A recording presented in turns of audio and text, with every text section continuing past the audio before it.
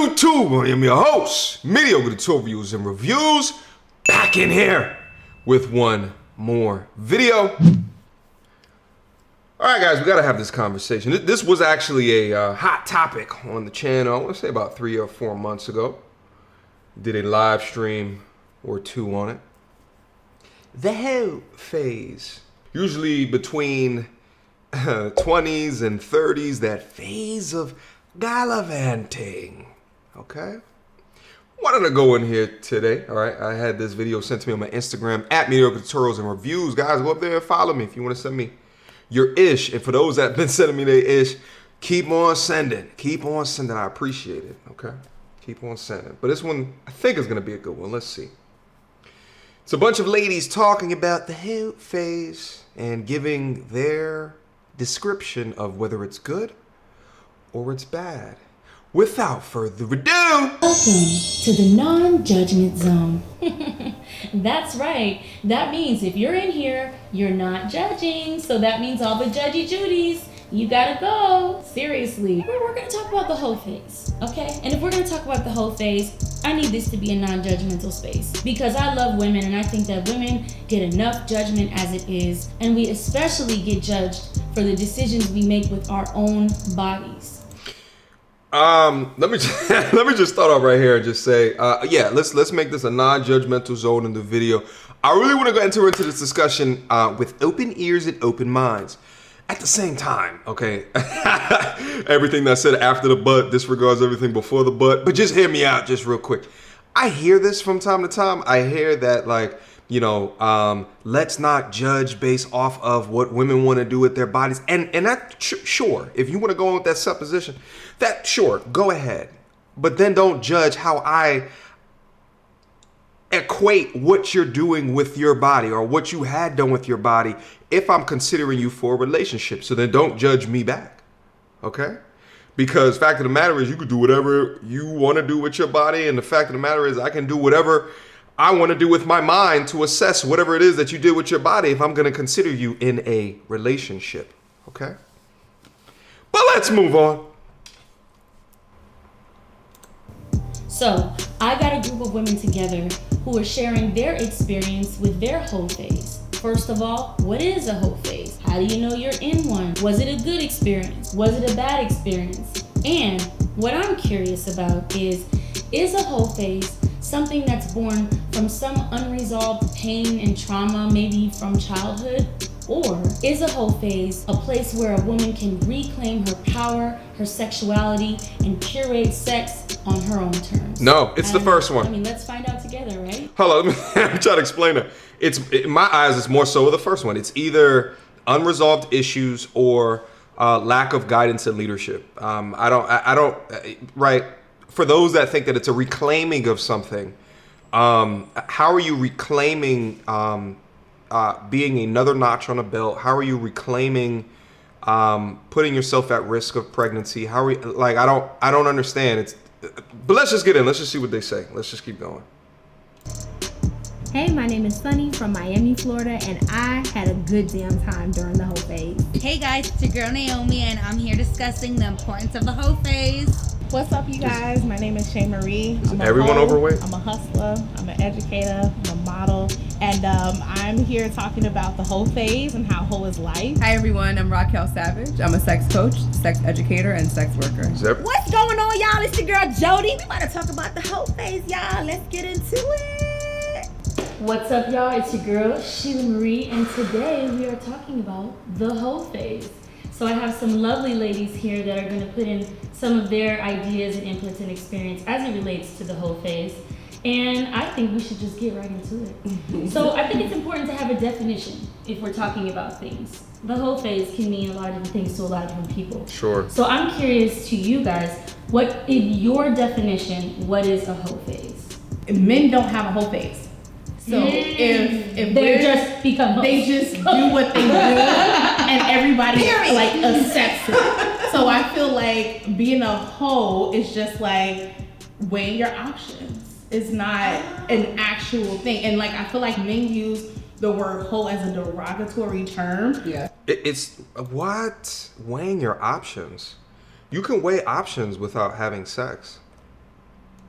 for women that they cannot control. Yes. Okay. I don't think it's so much about the labels, more as it's like, I'm not adding that, by the it's way. more about being comfortable with having casual sex. Yes. Because we've That's been it. conditioned about like for numbers, for example, like, and then Yeah, dudes what's will your say, body count? yeah, whatever your body count, oh, multiply it by 3. Like, bitch, it's 3 and 4 now, you okay? And it's gonna be like that for my whole life. My question is, like, a lot of women will say, well, I've heard a lot of women that talk about the whole phase as something that's born out of pain. And then there are some women who would say, no, it's actually born out of a place of power. This is my site of power.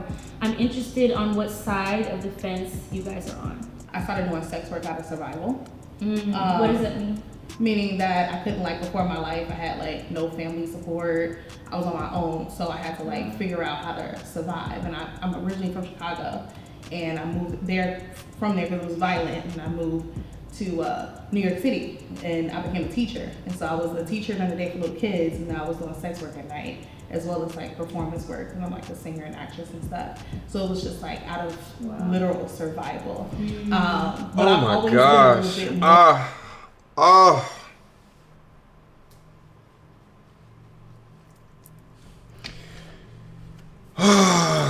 All right. Sorry, I had to think through that real quick. So the question started off, is it something that is from a place of pain or suffering? Is that the reason for the whole phase? Or is the reason because of strength and empowering? And the first lady was going through that she had to get into sex work out of survival, and that she had no support from her family, moved from the hood in Chicago to New York City, was working as a teacher at day, but was doing sex work at night. When I hear this argument of out of survival, but you're moving into the most expensive city in the country, right? First or second now. Shout out to Silicon Valley. In the country, you're setting yourself up in a place where a teacher's salary is not going to be enough. But could you be a teacher in a geography where you are not in the most expensive or one of the most expensive places to live? Because then you wouldn't have to participate in the sex industry to help put a roof over your head or food into your mouth. So whenever I hear this argument of survival, it's like, well, yeah, well, there's a lot of ways that you can try to survive without utilizing your body or getting to that point. Moving just could be one of those, or not moving into a place where there is the cards are stacked up against you from a cost of living perspective.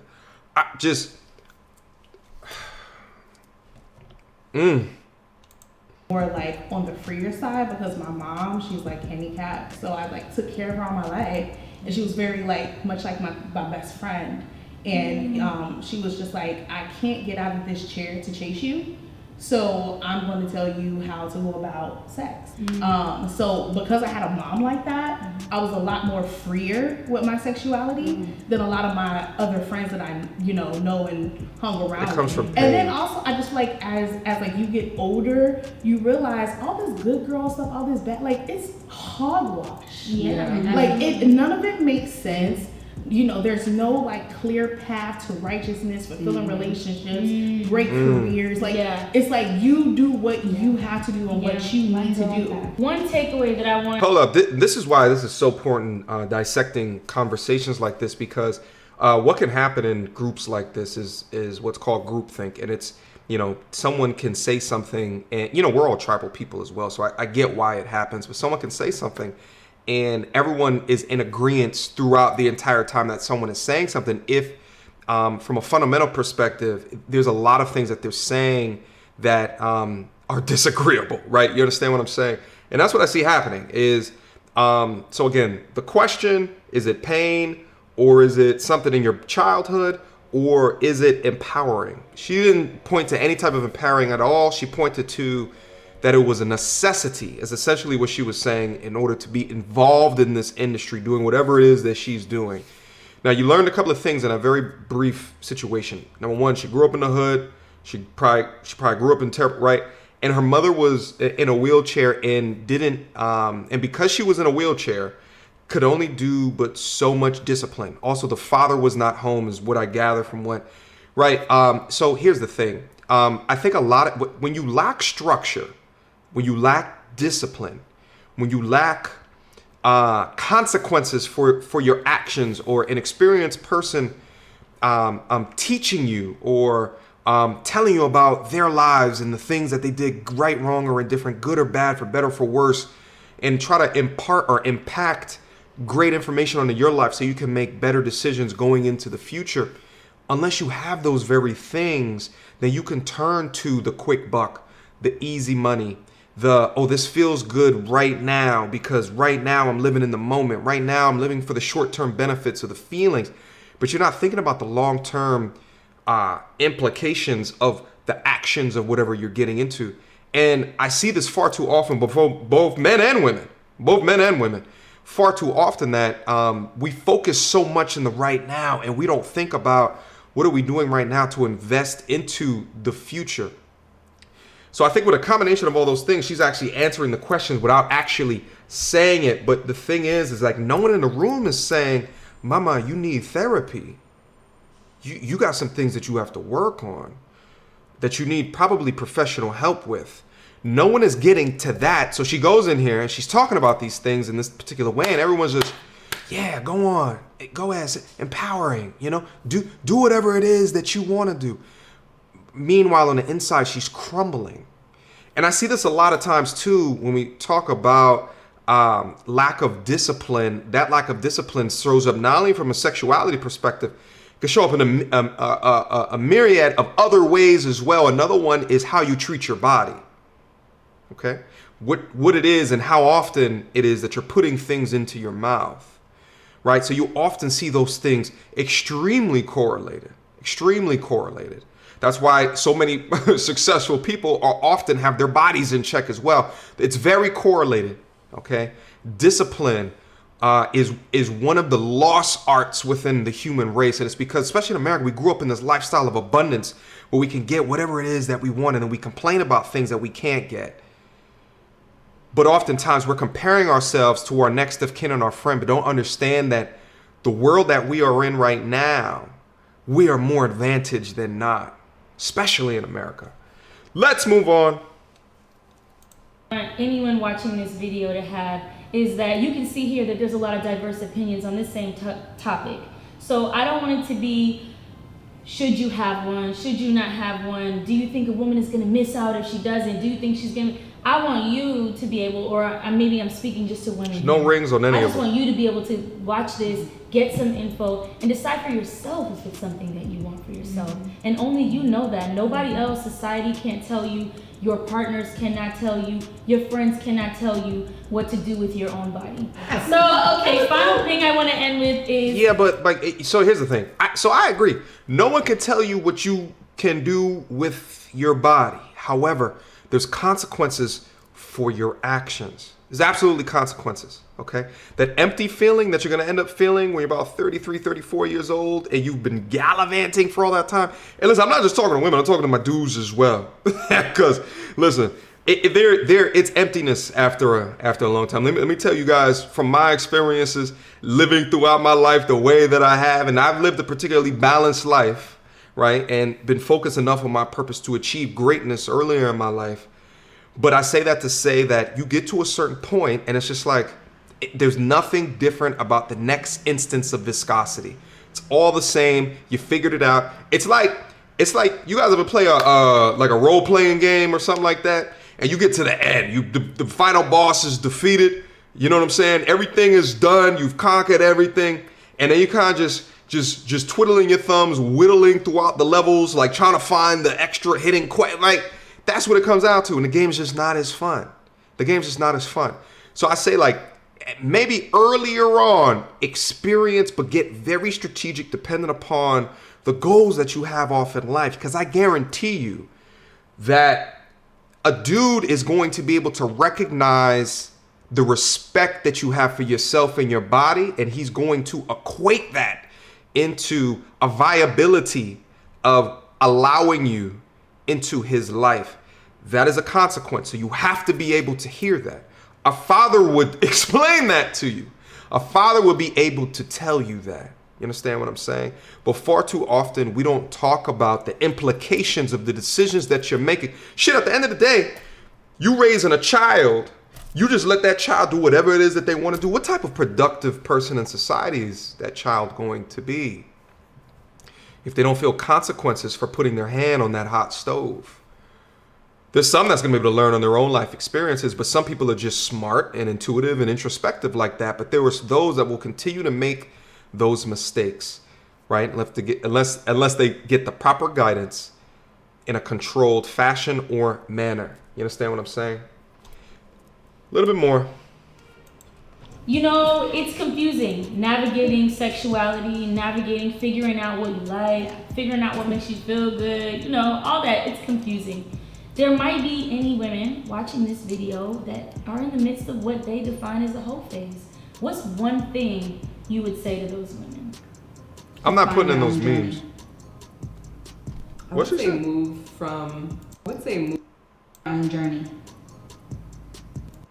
Any women watching this video that are in the midst of what they define as a hoe phase. What's one thing you would say to those women? Define your own journey. Okay. I would say move from a place that centers you. Have fun and make sure you get in the nut. What? Oh, God. Why you have these ladies on here for advice? Oh my God, wait, hold on. What did she say? That centers you. Move from a place that centers you. What does that mean? What type of advice? Hey, listen, Auntie Ellen, do you think that, I should go out with Brad, Chuck, Tommy, John, and Cletus over here at the same time and have them all? Just do it, don't move you off your circle. Like, what? What type of advice is that? Oh, God. Have fun and make sure you get in the nut. You gonna get that? Explore yourself. Like, have fun with exploring what brings you pleasure and what brings you joy. That way, when you're interacting with others, you can express to them what your joy and what your pleasure is from your own point of view and not let them define it. Be empowered and be encouraged in whatever the fuck you want to do. Well, there you have it. Thank you, ladies. You guys are amazing.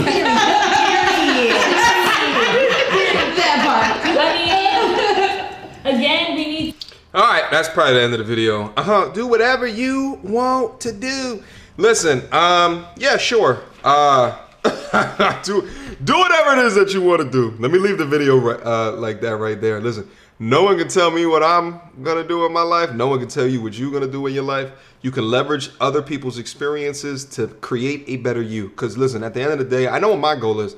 My goal is joy, pure, unadulterated joy and happiness within my life. Okay? Pure and unadulterated joy. Sure, if that gives you pure and unadulterated joy, then go do your thing. Be as empowered as you want to be. But there's a lot of there's a minority of women that is true for. Okay? This could be the minority, right? This could be the minority, or those that are not being accountable in a conversation of how their decisions have impacted themselves into their late 20s to 30s to 40s for some of them. You understand what I'm saying? And then now in a groupthink conversation where everyone is talking about empowerment and they're not talking about the struggle, the loss, and the dudes that just decided not to continue in a relationship because they figured out something about the past that they didn't want to take into the future. My thing is, I'm not going to judge you as long as you don't judge me on the way that I think. Fact of the matter is, and I know a lot of ladies right now are going to be out in my comments, well, does it matter? Listen, dudes are very ego-driven people, okay? We don't want to conquer what has already been sufficiently conquered. It just is what it is. It's how the testosterone in the minds of dudes, it makes us think. We just think differently. It doesn't matter as much a dude that has 50 bodies as compared to a woman that has 50 bodies. Those, from a cultural perspective, as well as from an evolutionary biology perspective, are just very different things, and that equates to different reactions between men and women. Okay? That is my thoughts. That is my reaction. Mediocre tutorials and reviews at gmail.com. We have to double back into this content over here, see if there's any more conversations for me to break up. Okay? Until next time, YouTube. Peace!